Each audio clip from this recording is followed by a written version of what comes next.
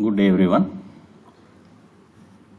This is a lesson on project management core areas, right? This is just a picture we are looking at, and as the original content we can start from the next slide.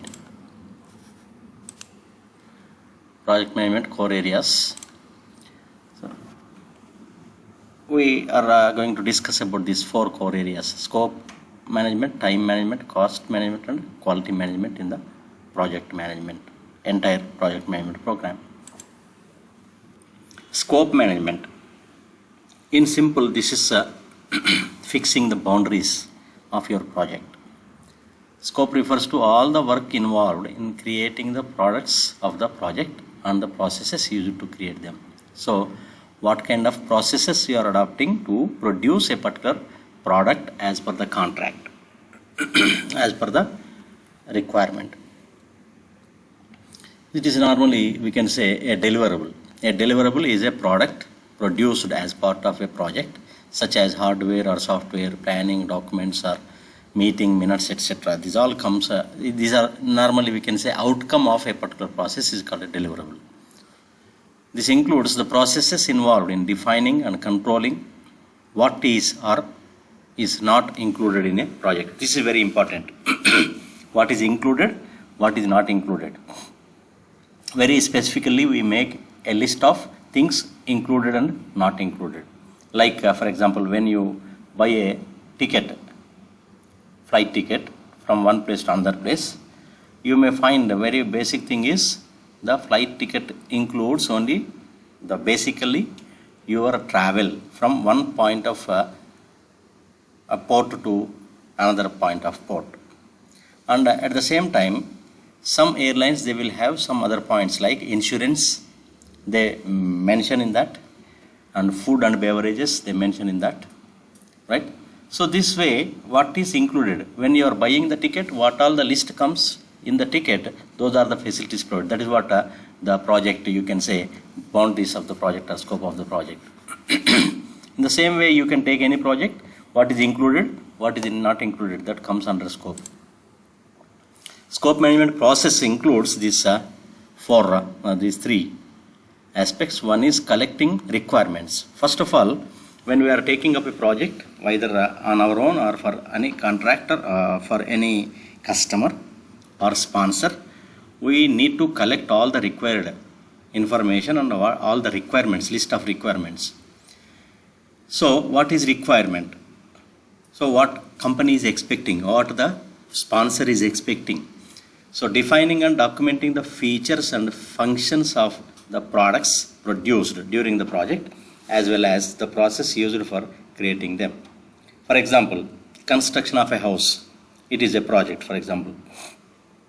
When a contractor discusses about scope of the house with the sponsor, normally they come to a conclusion: how many bedrooms, what is the size of each room, and how many levels of the house, and what is the kitchen, what are the equipment used and required for the kitchen, what is the size of the kitchen, and what are the various other facilities needed.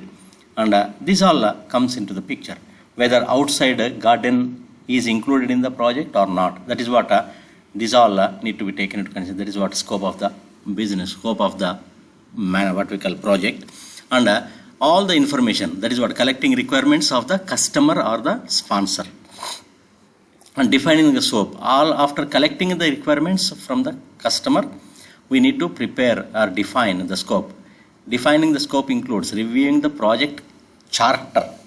That is what you can say constitution. Requirements documents, what all the requirements require, and organizational process assets such as policies and procedures to create a scope statement. In the previous example, suppose construction of a house, whether to take the permission or license, what we call permission from the housing authority, is the responsibility of the sponsor or the contractor. This is one point, right? You can say like this many things to be included or not included. And in the house construction, sometimes the owner want only physical structure of the house by one contractor, electric contractor will be separate, and sanitation will be separate. These all things come into a picture based on the collected requirements for the customer. And creating the WBS. WBS stands for work breakdown structure. As a entire project, it is not just a magic stick, you can make some project complete, but to complete the project from the beginning scratches to the complete, there may be different activities. So this work breakdown structure, subdividing the major project deliverables into smaller, more manageable components. So that is what foundation, one part, and construction of the bricks and brick wall, another one. Roofing is another thing. Likewise, these all different tasks, subdivision of the tasks in a major project is called work breakdown structure. We need to prepare a work breakdown structure to understand how many different activities involved in each section of the project. And once we prepare, we need to verify the scope for agreement between the sponsor and the contractor or the project manager. So verifying the scope, formalizing acceptance of the project deliverables. That is what accepting, because we need to agree before we go for the project. Both the contractor and the project manager and the sponsor must come to an agreement on what is included, what is not included. Often achieved by customer inspection and then sign off on key deliverables. This is what customer will come and come to a conclusion, and they sign on the agreement that okay, we go with this plus and minus, or this is included or not included. And then controlling the scope, controlling changes to project scope throughout the life of the project. So when you start on the day one, it may be taking 1 year or 2 years, but during this time period, we may need some additions or deletions. For example, a construction of house started in last November, for example, but by the end of April, the sponsor came with a change in the scope that he want, by keeping in mind this COVID in the mind, COVID as a pandemic, he want a separate room to be constructed as an isolation room, for example. That may be a change. So whether these changes are acceptable or not. So when a sponsor comes with the additional room, and the project manager must discuss and what is the cost impact and labor impact, everything we need to calculate. And when scope is to be changed, both the customer, the project manager and the sponsor must come to an agreement. When the scope is changed, cost will be changing, time will be changing. So that is the reason why the controlling scope will be definitely in the hands of both the parties of the project. Goals of scope control are to influence the factors that cause scope changes, assure changes are processed according to procedures of integrated change control, and manage changes when they occur. This is very important. So the scope will not be changed whenever you want, only upon agreement between the sponsor and the contractor or the project manager. And work breakdown structure, deliverable oriented grouping of the work involved in a project that defines the total scope of the project. So an entire project may be divided and subdivided into different tasks and subtasks. That is expressed in a pictorial format. That is what normally called as work breakdown structure. Foundation document that provides the basis for planning and managing project schedules, costs, resources and changes.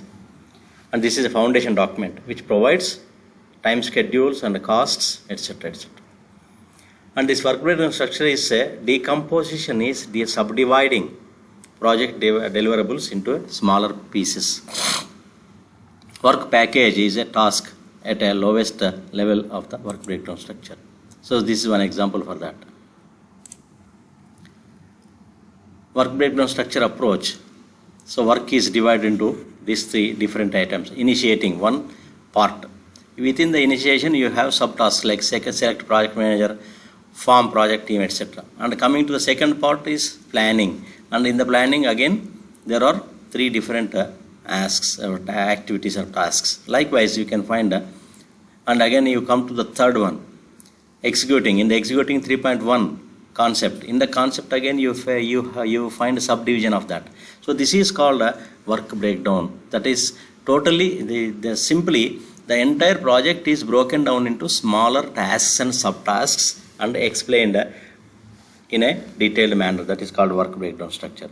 This will help us to understand how many tasks are available, what kind of tasks are there, which kind of people required to complete this. Work breakdown structure approaches using guidelines. Some organizations provide guidelines for preparing work breakdown structure. There may be some format to be followed sometimes.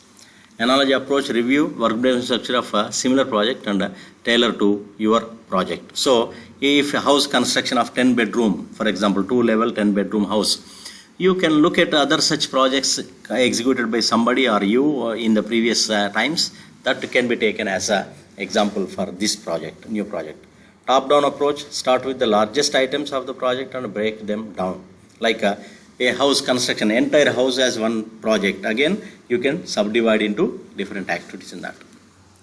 Bottom-up approach, start with the specific tasks and roll them up. Like a land purchase and permit and permission from the housing authority and foundation. You like that, you can go from the bottom to up.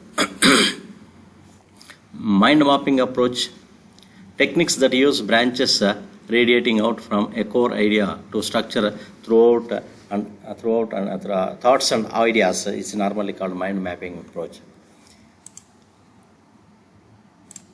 Then time management. It describes the time required to ensure timely completion of the project. In this normally time management, we require network diagrams and critical path method and program evaluation review techniques are used. I will explain you how manually can draw the network in the next lesson. Processes include defining activities. So you need to define all the activities, whether it is a petty and tiniest activity or a major activity, whatever it is. Fixing a screw for the foundation also a separate activity. That way you can, the project manager defines various activities. And sequencing activities. Sequence, again, what comes first and what next. Again, estimating activity resources. That means especially how much time required for each activity. For every activity there may be a specific time requirement, and every activity must be indicated with how many days or hours or minutes, whatever it is, to be specified. Estimating activity duration. This is what estimating activity resources include manpower, machine hours, and at the same time time taken, and at the same time estimating activity duration for each activity, how much time is required, so that you can plan for the next one. Suppose activity 1 required 10 days, right? Activity 2 begins only activity 1 is completed. For example, once foundation is completed, then only you can start construction of walls of the building. So if foundation completes in 5 days, till that 5 days you do not have any chance to construct walls. So you can plan accordingly when to bring the material for the walls for the building. Likewise. So estimating activity duration, each activity how much time it is taking. Developing the schedule. Schedule in the sense, again, what is the first activity, what is the second activity, and what is the subsequent activity. Likewise. Controlling the schedule. That schedule again you should not change now and then. You must make a proper way of changing the schedule based on the emergencies to meet. What is activity or task? An activity or task is an element of work, the work breakdown structure that has an expected duration. A task is definitely it should consume some time, cost, and resources. Resources means machine hours or money or material, whatever it is. Activity or task definition involves developing a more detailed work breakdown structure and supporting explanations to understand all the work to be done, so you can develop realistic cost and duration estimates. This is very important. Work breakdown structure explaining what it is, supporting explanation of understand all the works, various works and activities, subtasks and tasks, everything explained by the work breakdown structure. And then which helps us to make a schedule, realistic schedule, which makes cost and duration estimates. Activity or task list is a tabulation of activities, tasks to be included on a project schedule that includes the name, identifier or number and a brief description of the activity. So each activity must be given a specific code so that you can maintain a list of activities. An activity or task attributes provide more information such as predecessor and successor. So predecessor means previous one. That means if A and B are there. So in this A is first activity and B is the second activity. So until unless A is completed, B will not be getting starting or commencement. So that means to start B, suppose A needs 5 days, for example, 5 days to complete A, then B can be commenced only after 5 days of the project begins. So that means for first 5 days only you need to concentrate your resources and everything on A, then you have to put the B on hold, and once 5 days completes and A also completed, then you can approach to the B. If suppose C also there, right? C also there. So A completes in 5 days and B, C can start only after 5 days, right? Then suppose for example there is another activity called D. Suppose we have a D, right? Suppose B requires 3 days and C requires 4 days, right? But D only commences after both B and C complete. Suppose both C and B should complete. In such case, D cannot be started immediately after A is finished. After A is finished, you have to ensure that both B and C must be completed, because D commences only after B and C completed. So C takes 4 days, B takes 3 days. So it does not mean that D commences after 7 days. No. B completes in 3 days, okay, that will be okay. And C completes in 4 days. Both B and C you can work parallelly, so that B can be completed in 3 days and C can be completed in 4 days. That means after 4 days, these two activities will be completed. These two activities will be completed after 4 days. So D can start after 4 plus 5, 9 days. 9 days. So that is what the way of activities can be taken into consideration. So what is the previous activity? What is the subsequent activity? So B, its predecessor is A, and for C predecessor is A. But for D, predecessor, immediate predecessor, not all the predecessor activities. For D, immediate predecessors are C and B. So this is what called predecessors and successor relationship of the activities. Then milestones. These milestones are significant event that normally has no duration. For example, a student who joins in a school of course he completes 5th grade or 6th grade, it is not going to be a milestone for his education. But once he complete grade 10, it is called a milestone for him, because he get eligibility for entering into grade 11. Once grade 11 is completed, he may be moved to the grade 12. And again, once he completes grade 12, again that is another milestone where he can get eligibility to get into tertiary education. This is what a milestone example. So completion, once you complete grade 12, do you need to spend anything to get the certificate?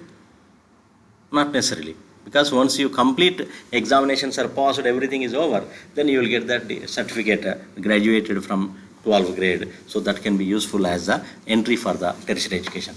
Often takes several activities, tasks and a lot of work to complete a milestone.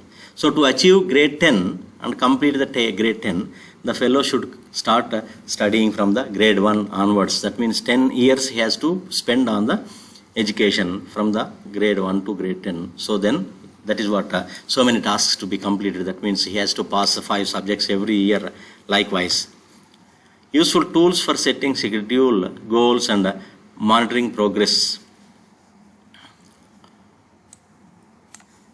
The examples include obtaining customer sign-off on key documents or completion of specific products. For example, we are preparing a research report on customer what we call scope definitions. So once the scope is defined, the customer is agreed to both the customer and project manager agreed for that. Then it can be signed by the customer. Then that is called a milestone. Time management processes, defining activities, identifying the specific activities, tasks that the project team members or stakeholders must perform to produce the project deliverables. Then sequencing activities, what I explained in the previous case, what is preceding and what is succeeding or next one. Then estimating activity resources, estimating how many resources a project team should use to perform project activities. That means what kind of activity, what kind of resources, like how much machine time you require, do you require machines or not, if you require how much and what kind of machines, how much labor hour or man hours you require, what kind of skills you require in the what we call labor. These all need to be estimated properly before we go further. Then estimating activity durations, estimating number of work periods that are needed to complete individual activities. So how many hours of man hours, labor hours required, that is to be estimated. How many machine hours required, that is to be estimated. How much different materials required. These all estimating activity duration. Of course, duration is only time, but also we need to link with if you are looking at duration, whether this is possible with the available manpower or not. Developing the schedule, analyzing activity sequences, activity resource estimates, and activity duration estimates to create the project schedule. So this is what schedule in the sense, what is the first activity, what is the second activity, what is the third activity, likewise sequencing. Tools and techniques include Gantt chart, critical path analysis for this scheduling. Controlling the schedule, against controlling and managing changes to the project schedule. So this is again a repetition, better not to discuss much about it, but it can be used to identify the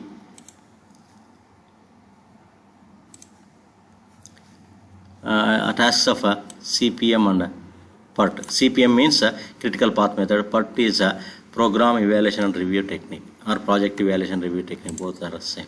So come to this example of work breakdown structure. So the work breakdown structure in this case you can see here. So the total work is computerized order processing system. Right? This is having 3 different subdivided projects. Right? So one is talking about hardware and software system and personnel. That means manpower. In the hardware you can see installation, testing and final testing. Installation means hardware in the sense computer and related peripherals and all. Before you install hardware, there must be some specific location need to be prepared, area preparation. You need to prepare a room with a air conditioning and proper wiring and cabling and electricity, everything. Then technical engineering activities, wiring and connections.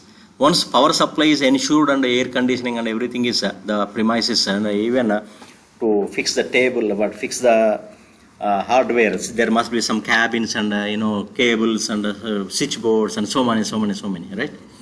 Then you need to test the processes and you need to give the connections to the hardware, then wiring and servers, monitors, etc. And finally you need to test the hardware, whether hardware is functioning properly, performance, right? Then software. This is a software development is part of other group of people. Then they need to develop the software which is suitable for our activities. This is an example of a computer order processing system, that is online ordering system for a particular company. You can see development and testing, training, changeover. In the development, software customization, modifications and systems. Testing, again you need to test and go on testing for the performance. Then another part is personnel, employees. You need to recruit the people who are going to use that online ordering system for company. You need to interview and testing. Then job training, individual, group, software, hardware, etc. Then orientation, goals, objectives, system, software and hardware. And then you can leave the site after everything is done. Right?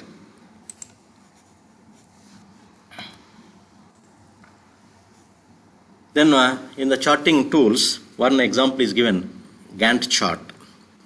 It provides a standard format for displaying project schedule information by listing project activities and their corresponding start and finishing dates in a calendar format.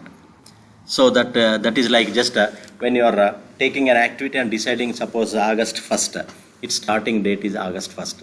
And suppose second activity August 5th, that adds to the August 5th on the calendar automatically. Symbols used include black diamonds for milestones, thick black bars for summary tasks,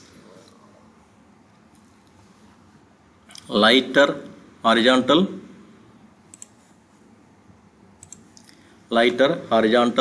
bars for durations of tasks, arrows for dependencies between tasks. So this we can see here. These are the tasks given the list in the left side. This task and you can see here the calendar, January, February, March, and what day it is starting and what day it is ending, how many days it is taking, how many months or weeks, whatever the measure they require they can take. You can see black, thick black bars for summary tasks, right? Black diamonds for milestones. You can see here, this is a summary tasks. So this diamond you can see here. You can see here the diamond.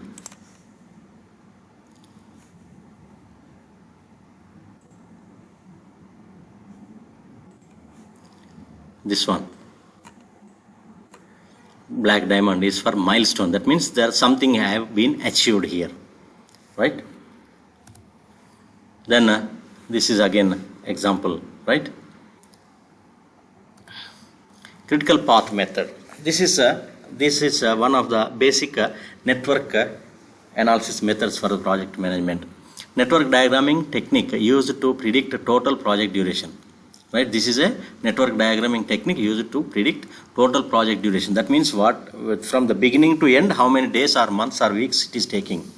Critical path for a project is the series of activities that determines the earliest time by which the project can be completed. Critical path means when you are drawing, I will show you the picture. When you are drawing the network diagram, you can find different paths, and the path which is taking longest time is normally taken as a longer path is taken as a critical path.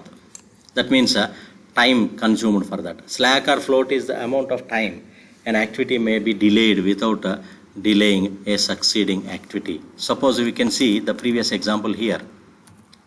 So one example, see for example, A takes 5 days, right? Then B commence only after 5 days, right? While coming to B takes 3 days, C takes 4 days, right? But D will not start until B and C complete. But you can see that if you want to start D immediately, start the D immediately after 9 days, that means 5 plus 4, 9 days, you can concentrate more resources on C, right? You can bring down the time taken is 3 days, then B anyway will be completed within 3 days, so that project will be completed. D will be commencing after 5 plus 3, just 8 days, not 9 days, because you are concentrating more on C, you are investing more resources on C, and C is completing in 3 days instead of 4 days required. So this 4 days actual requirement, but we are concentrating more. We are appointing more labor and we are completing in 3 days. So this is also completing 3 days. So 5 plus 3, 8 days. We are going to start the D, and once D, suppose 3 days takes. So 5 plus 3, 8 plus 3. Within 11 days, you can complete the project. But if you do not see the C, it is taking 4 days and B is 3 days. You don't want to make more investment on C.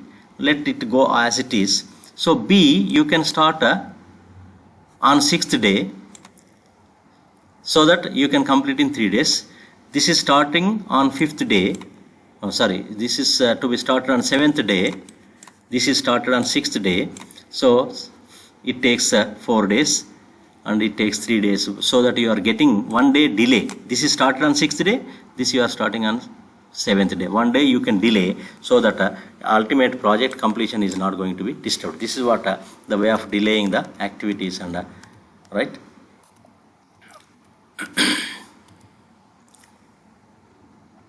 So the slack and float is normally that is the slack and float. So this is one example. You can see how network diagram is connected or what we call constructed. These are the, this is a node, right? This is a node, this is arrow, right? Node indicates a must finish before either B or C can start. So A must finish, this must be finished before B or C start. That means to start B or C, you must make this is completed. Here C commences only when both A and B finishes. Both must be finished. Then you see here, both A and B must finish before either C or D to commence. To commence this A or B, A or D, you must finish both A and C or D. You must finish both A and B before. So here this AB is AB and CD are parallel. Normally in mathematics we use parallel means this is equal, right? So parallel activities. But in this D commences only when both A and C finish. So A is finished, right? C is finished, but A is not immediately connected here, but this is indicated with a dotted arrow. This is called dummy activity. Since this is indicating only relation, so A must finish before D commences. That is what the relation, right? That indication is called parallel activities, normally called as dummy activity, where you can find the broken arrow, dotted arrow we call. This is one example for a network diagram, right? So this is a activity number. This is a node, number of nodes. This is activity A, B, C, right? This is a duration. A takes 1 day, B takes 2 days, C takes 3 days, right? But both all A, B and C are parallel activities. They are commencing and working on the same fashion and in the same day. Then this D, you can see D is followed by A. That means only once A complete, D can commence. And again B, E and F both followed by B, right? And G followed by C. That means unless C completes, G will not commence. Unless B completes, both E and F will not continue, will not commence. While coming here, right, activity 5 or H, activity H, this commencement, this starts only when both D and E finish. Both A and D and E finish, this will commence. Then suppose this one, this node 6 we can say, right? These activities are mentioned on the arrow. That is the reason why these are called activity on arrow, AOA. If activities are mentioned in the circle, that is called a AON. Right, activity on node. So this way you can add the arrows based on which is next activity for which is preceding activity. Suppose for H, both D and E are preceding activities. For H, both D and E are the previous activities. For F, only B is the preceding activity. For J, for example, for J, preceding activities are both H and I. Both are to be completed. So only after both H, F, H, I, both three. These three are the preceding activities for J. So to start J, you must complete H, F, I. This way you can look at the activities.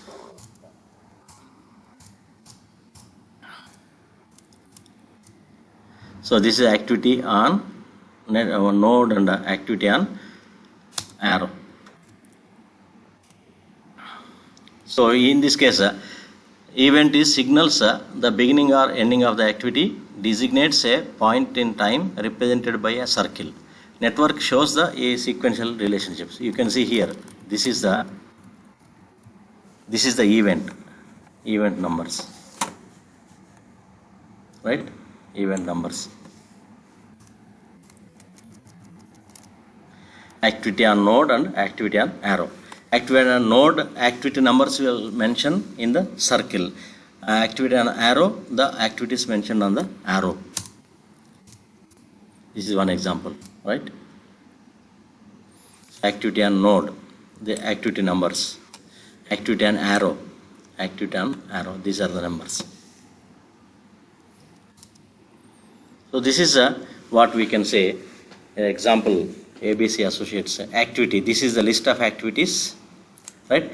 This is the relationship. This is the relationship between activities. So A, B, they do not have preceding activities, no previous activities. These are the beginning activities, starting activities. Then C, to start C, you must finish A. To start D, you must see that A is completed.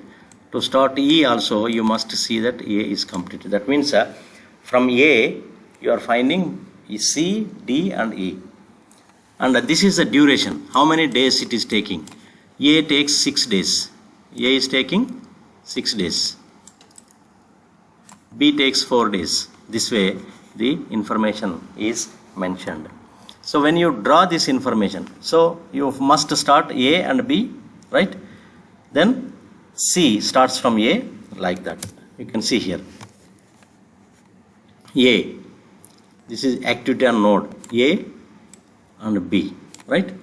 But you see here C preceded by A. That means C is starting from here. Preceded by A. Then D preceded by A. So D coming here, preceded by A. Then E also preceded by A. So again, one more arrow added here. So don't worry about my drawing because I am using the mouse. Don't expect straight line exactly. Right. Then F is starting after this. Both B and C need to be finished. So where is B? B is here. C is here. So both B and C is finished. So F is starting from here. Then again G also needs both B and C to be finished. So G is coming here. Then E and F, H, to commence H, you need to finish both E and F. Where is E and F? E and F. Both are finished and then you are talking H here. Right? Then I also need these two to be completed, E and F. Again it is starting here, I. Then J, here it is J. J commences only once D and H finished. So D and H, right? Then K, you need to finish both I and G and I. G is here, I is here. Both have to be completed. So this is what? End point. This is the end. This is a start.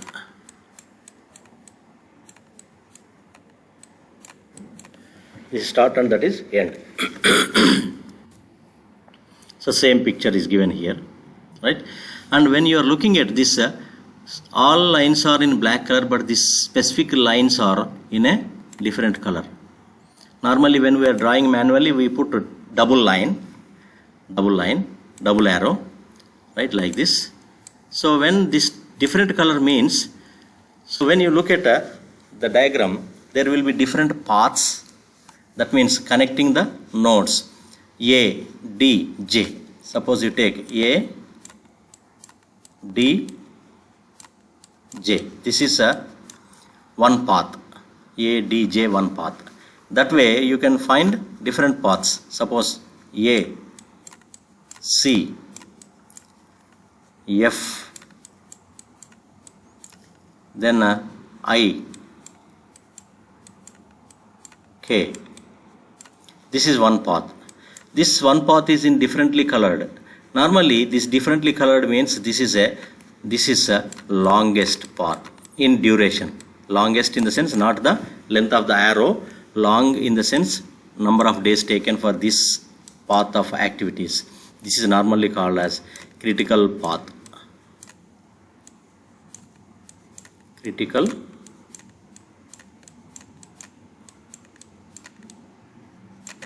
path.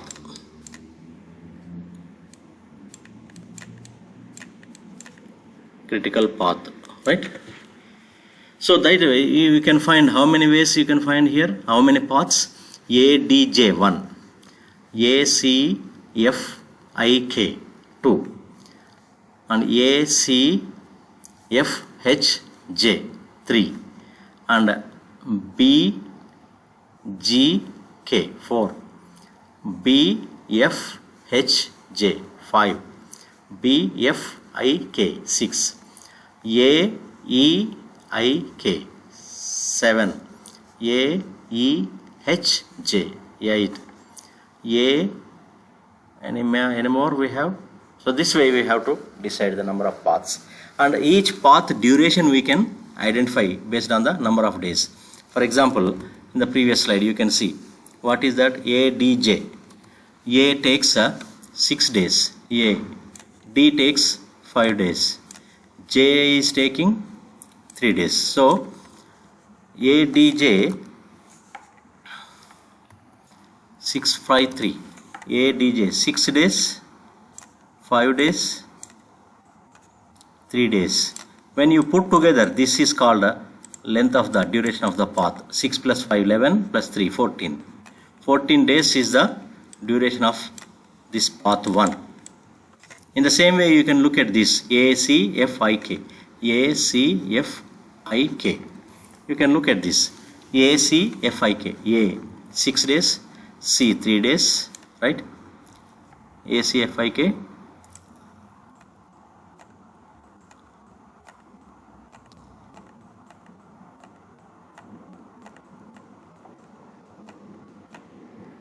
Okay. A 6 days, right? C 3 days. F how many days? 4 days. I is taking 5 days. K how much? 5 days. So if we sum these 6 plus 3 9, 9 plus 4 13 plus 10 23 days. So this is based on the network, this is the longest duration 23. That means the maximum total completion to complete the entire project, it needs 23 days. This is what a critical path. Longest path is critical path. This is the longest path. Critical path is 23 days.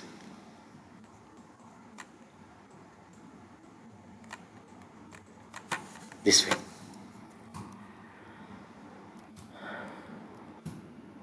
So this is one more example, development of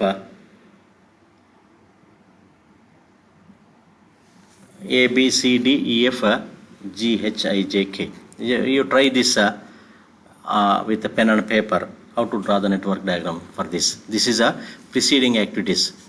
Predecessor means preceding activities. For A, no preceding activity. For B, A must be completed. For C, also A must be completed. For D, B must be completed, right? For E, D must be completed. For F, C must be completed. Is it the same one or what? No. No, this is different, right? Okay. So you please try with this one.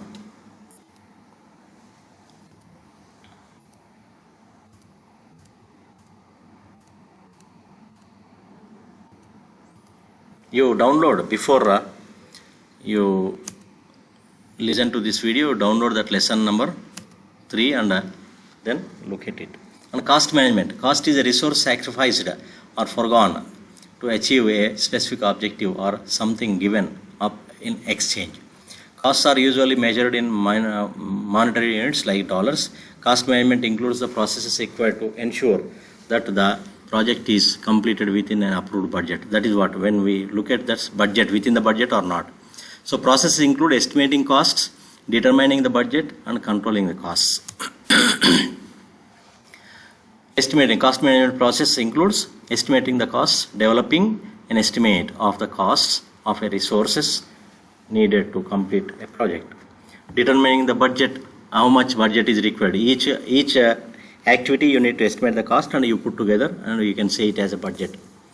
Controlling costs, again, what is the budget you made, whether the activities are completed within the budget or not. That is very important. You need to control them, monitor the cost performance and ensure always our tasks are completed within the cost given in the budget. There are different methods of estimating the cost. The two methods, analogous top-down estimate, uses the actual cost of a previous similar project as the basis, and they take a similar project which is done previously by somebody or our own company, they take as it is and they adopt here. Bottom-up estimate involves estimating individual work items, each activity. For foundation, how much, what is the labor, what is the material, what is the machine. So that way they come with their own set of the cost estimated from the least activities, from the scratches to the completion of the project. So this is one example, right? Work breakdown structure items are taken and they estimated the cost each item and totally they can make what is the total amount. This is 1,521,240 is the project cost estimated.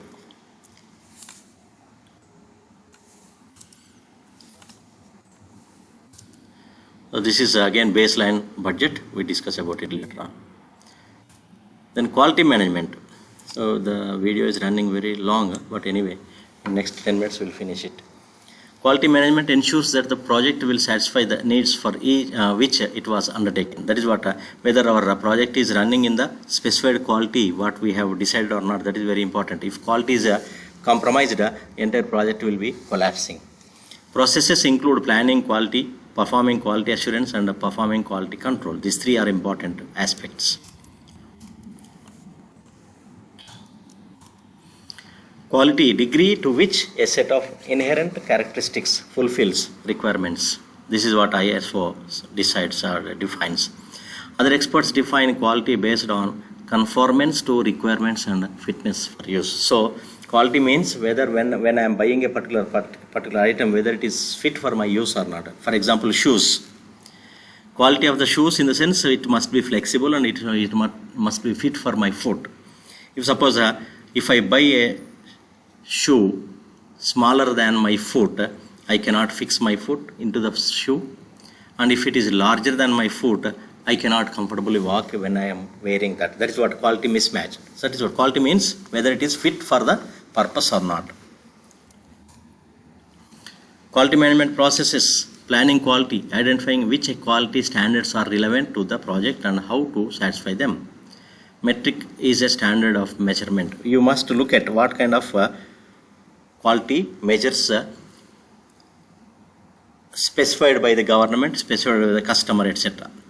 Performing quality assurance, periodically evaluating overall project performance to ensure the project will satisfy the relevant quality standards. Whether our quality, our construction, our project is going on as per the quality defined, quality set for the purpose or not.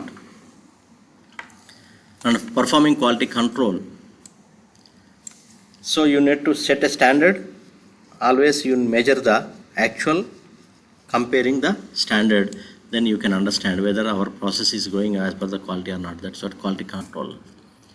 You must plan for the quality. Implies the ability to anticipate situations and prepare actions to bring about the desired outcome. It is important to prevent defects by selecting proper materials. That's what very, very important. You must make appropriate material to be made available for the project. Training every time. If there are certain changes in the technology, you must make the training for them, and indoctrinating people in a quality and planning a process that ensures the appropriate outcome. You must make sure that people understand what is our policy on the quality. Then quality assurance includes all the activities related to satisfying the relevant quality standards for a project. Another goal of quality assurance is continuous quality improvement. Every time you need to, every next performance must be better performance than the previous one. So these are the review questions, right?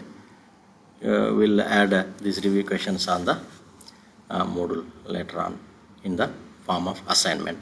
Thank you very much.